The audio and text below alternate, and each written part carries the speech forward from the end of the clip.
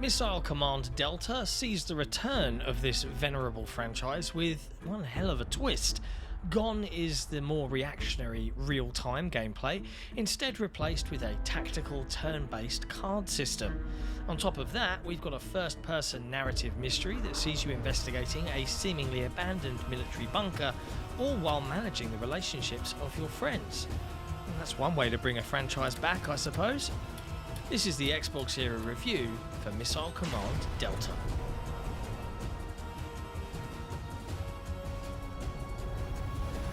My first real exposure to Missile Command was actually via the film Terminator 2.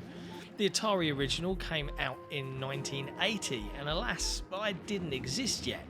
I always thought it looked super cool in the movie, so imagine my surprise that this reimagining is nothing like the fast-paced game featured in that movie. Instead, the dual development team of Mighty Yell and 13am Games have teamed up to make something a little different and perhaps a little deeper. The game begins with you and three pals breaking into an apparently abandoned Cold War bunker on a dare, and before you know it, you're trapped inside, alarms blaring as you're forced to defend your location from relentless missile attacks. Incoming ordnance isn't the only element to manage here, as the developers have built an entire mystery for you to solve. The game is played from a first-person perspective, and at first glance you might be reminded of something like Blueprints.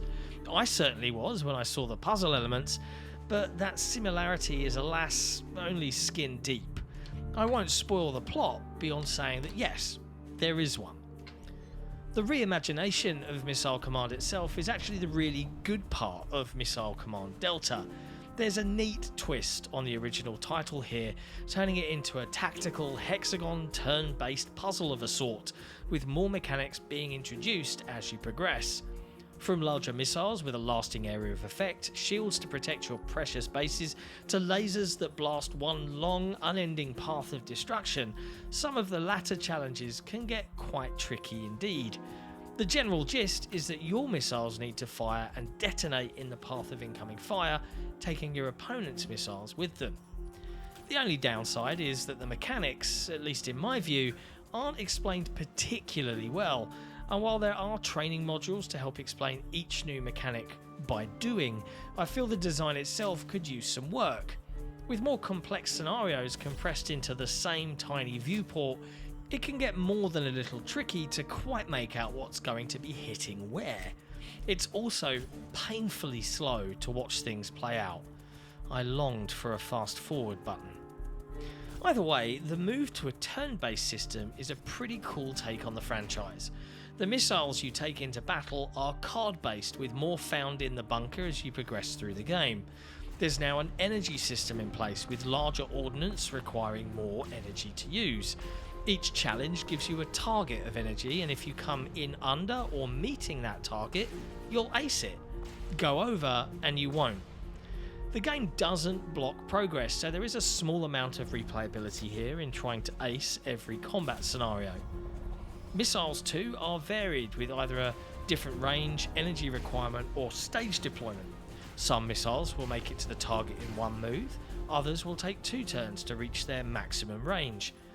This in turn requires quite a bit of forward thinking in order to succeed, and with many challenges coming in multiple waves, there's what feels like a significant amount of trial and error to completing some of these puzzles, which can frustrate.